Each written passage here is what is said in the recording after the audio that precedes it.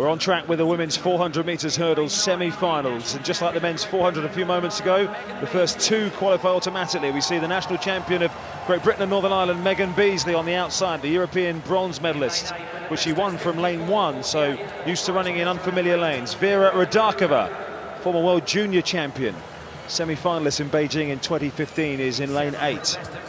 Zurian Hechavarria of Cuba, twice finished 4th at the Pan American Championships, a 55-second dead runner this season. European silver medalist from the Ukraine, Anna Ryzhikova, she goes in lane 6. And then we get to the world record holder, which is why she's wearing that yellow bib as the world leader as well. Dalila Muhammad, the Olympic champion, looking to claim her first world gold medal after 2 silvers. She's got to get to the final first, though, and not suffer the same fate as Michael Norman. Sage Watson is the Pan American champion, won that in Lima a couple of months ago, the Canadian. For Belgium, Hannah Claes goes in lane 3, finished 4th at the European Championships in Berlin last year. And to complete the lineup on the inside is the European junior champion in her first year as a junior, Femke Bol of the Netherlands, who ran a 55.32 lifetime best in the heat to reach a semi-final at her first World Championships. The big contest, of course, in this event is billed to be Delillo Muhammad against Sydney Mclaughlin. Mclaughlin goes in the 3rd of the semi-finals. But, of course, we billed Norman against Curley. And now that is Curley against the rest. Muhammad goes from lane 5.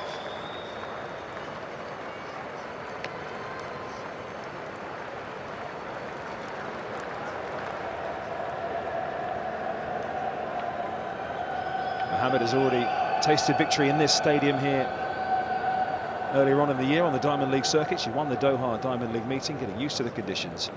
Here she goes, bidding to reach the world final. She's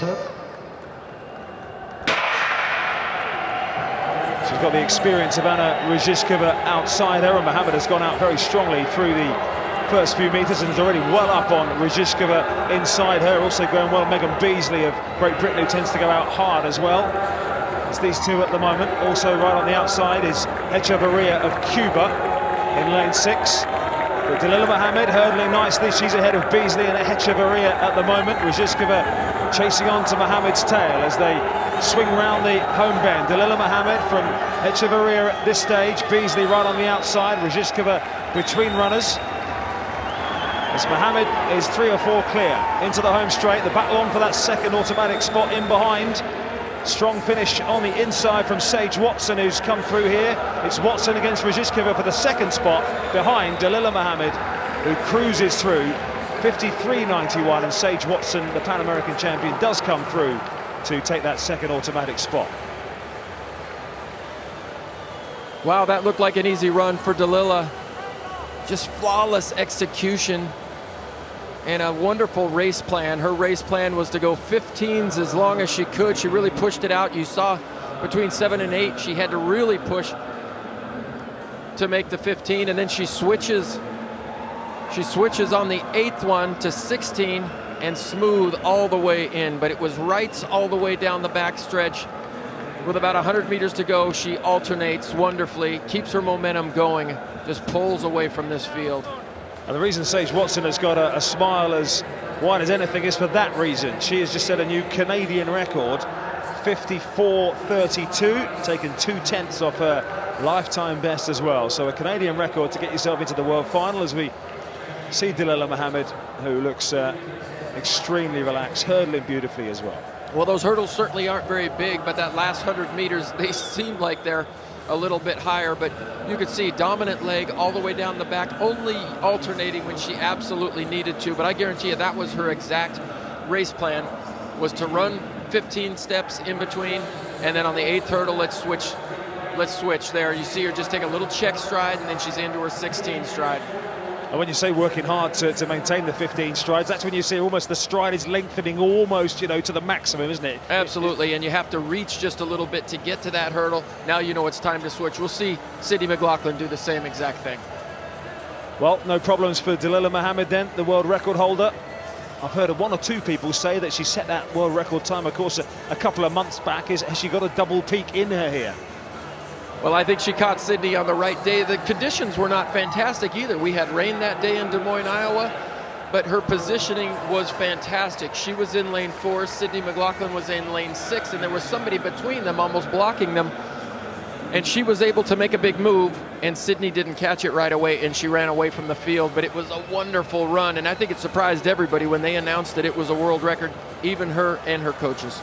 Well, twice a world silver medalist, Delillo Muhammad, in 2013 in Moscow and 2017 in London. She missed 2015 with injuries that year in Beijing, but now looking to maintain that momentum towards the top step of the podium. The world gold medal that Dalila Muhammad so cherishes. She goes through in 53.91, and that Canadian record for Sage Watson in second, 54.32, as she outstripped Rizhikova. So we're into the second of the semi-finals now, and on the outside is Joanna Linkovic, the European silver medalist from 2016. Made the semi-final in London 2017. Ashley Spencer, Rio bronze medalist in the Olympics. Well, ranked number 3 this year, but didn't run that well in the heat, which is why she finds herself out in lane number 8. Rachelle Clayton won the national title of Jamaica at the 6th attempt. Won the Diamond League event in London earlier on in the summer. Ayumida Fularunso, the World Student Games champion, looking to make her first ever World Championship final. Goes for Italy in lane 6. Here's someone that knows exactly what it takes. The 2013 and 2015 World Champion for the Czech Republic, the experienced Zuzana Hejnova, who beat Delillo Muhammad in that 2013 final. Aureli Juel of Norway got herself into the top 10 in the world this year with that national record for Norway in the heat of 54.72. Karolina Kravchik, national record holder of Germany, fastest German athlete over this event for 9 years. And right on the inside, Sarah Carley, with a personal best this year of 55.67. She became the first Australian since 2011 to beat Lauren Bowden, who's been dominating the Australian hurdle scene. Lauren Bowden goes in the last of the semi-finals, where she'll face Sydney Mclaughlin. But this is the second of them. Muhammad safely through. 2 more automatic qualification places up for grabs in this one. The time qualifier mark currently stands at 55.03 seconds with Hechevarria of Cuba.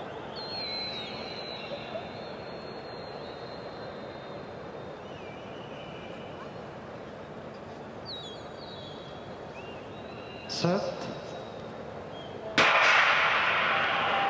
When heat, Juel in lane 4 for Norway went through out very strong and has done so again, probably the first to rise at that hurdle. And Juel, and on her inside, Kravchik of Germany. Right on the outside, Ashley Spencer has started a lot stronger than she did, and probably learning from the mistakes that she made, leaving herself a lot to do in her heat. Also Fularunso in the blue, just coming up on the shoulder of Clayton of Jamaica outside her. But it's Ashley Spencer out in lane 8 at the moment, running from that difficult lane. He's got a couple of metres on the field here. They're queuing up in behind, with Hejnova now starting to make her move in the red and black, the 2-time world champion. Spencer, though, the leader. Hejnova now coming through. Clayton challenging strongly as well. They're closing on Spencer, who just got a bit ragged over that final barrier. And it's the fast-finishing Clayton for Jamaica who will get there very close on the line between Hejnova and Spencer. We'll wait for the photo finish to separate that one. 54.18. And Rachelle Clayton timed that pretty well. That's just outside her lifetime best.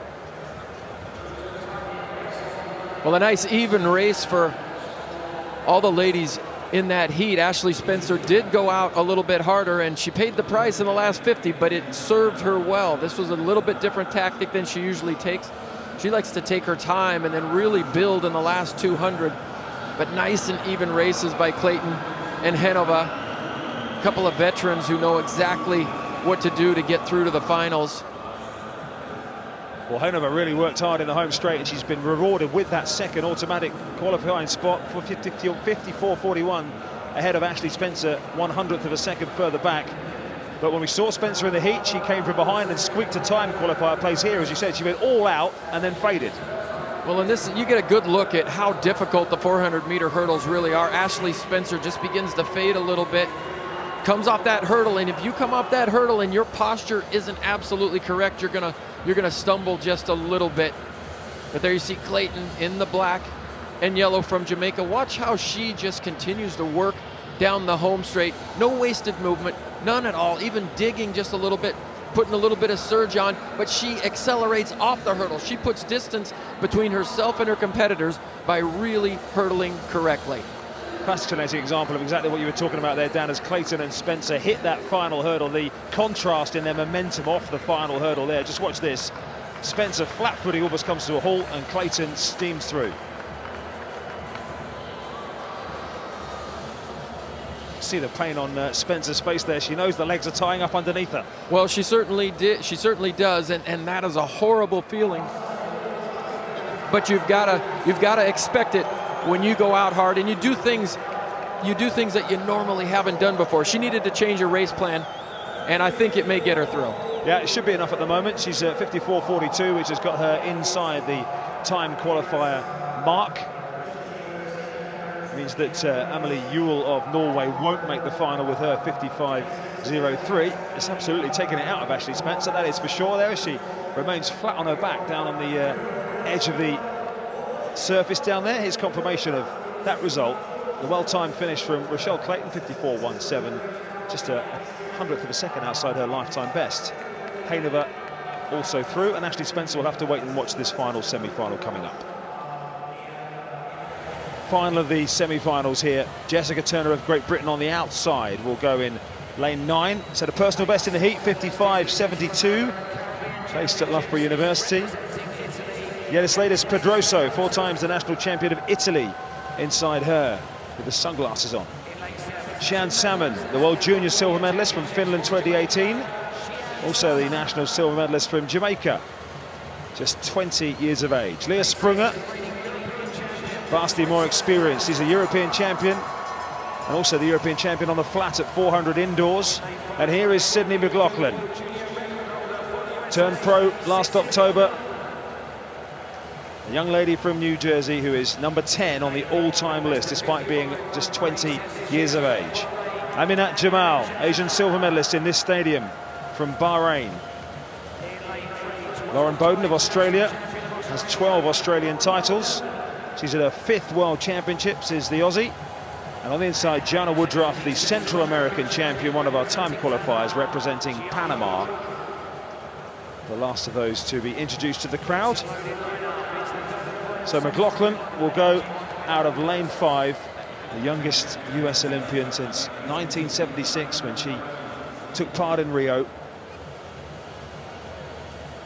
Won Diamond League meetings in Oslo and Monaco this summer in her first full professional year. She saw her compatriot Dalila Muhammad win the first semi-final in 53.91. There she is, Sydney Mclaughlin in lane 5.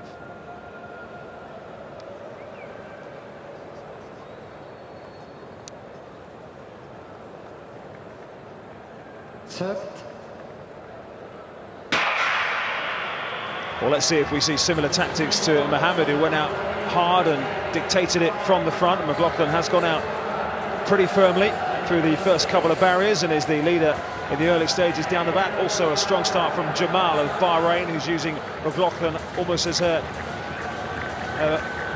tactic in front of her, if you like, as Mclaughlin in the blue in the centre with Sprunger now, the experienced tall figure just outside her. One from the outside, Pedroso going strongly as well, but Mclaughlin now easing her way through. Sprunger in second place. 2 automatic qualification spots. And Mclaughlin, as Dan O'Brien said, just changing her stride pattern there into the 8th hurdle and into the 9th as well, as Mclaughlin eases her way along the home straight over the final barrier. Sprunger with her, it looks like being the 1 and 2. Keep an eye on the clock here for Sydney Mclaughlin, who's jogged that final 50 metres, 53.82, easing right down. Impressive stuff from Sydney Mclaughlin. Well, everybody's going to get what they want, and that's another showdown between Sydney Mclaughlin and Delillo Muhammad. It's really going to be epic, but look at the ease in which Sydney ran that last 100, and she had the same exact race plan that Delillo Muhammad had, and that was go 15 till the 8th hurdle and then switch and go to 16 and alternate. She alternates very, very well. Maybe not quite as good as Delillo Muhammad. Dalila's got a very nice left leg. They both are right leg lead up. Both are right leg lead is their favorite leg, but Sydney is just a little bit more fit, I think, down the stretch. So it's going to be, I think, good hurdling by Dalila, but superior fitness by Sydney Mclaughlin in the finals. Fascinating contest then, scheduled for Friday evening here. The 400 hurdles will take a well-earned rest day tomorrow, having been here on consecutive days, to be back for that final as the two US big guns who've, of course, been following each other around the US circuit this year. Muhammad breaking that 16-year-old world record at the US Championships when she saw off Mclaughlin, and this time Mclaughlin and Muhammad will clash in the world final. 53.81 for Mclaughlin, Sprunger 54.52, taking the second of those automatic spots. And that will mean that Ashley Spencer will go through to the final, so there will be 3 Americans in the final. Anna Rizhishkova also through as a time qualifier. Well, you can bet that Sydney Mclaughlin is going to be one of the featured athletes next year going into 2020. A world championship here would really do a lot for her in that regard. It would be her first big senior championship, but she's just so photogenic. She's just the face of USA track and field right now, and duly so. She always stands up under pressure. Lifetime best for Xian Salmon behind the 2 automatic qualifiers, Mclaughlin and Sprunger.